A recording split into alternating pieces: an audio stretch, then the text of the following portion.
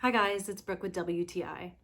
My son loves to make a mess with his toys and they get all over the place. But also sometimes we have to be somewhere where we give him something to play with that doesn't make noise, like Crinkle Books. These TEYTOY alphabet cards are what you need.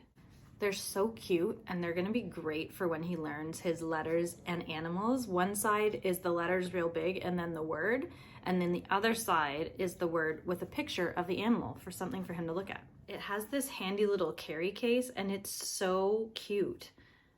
It's all like super soft foam and machine washable, which is a big deal. They're so cute and the colors really catch my son's attention.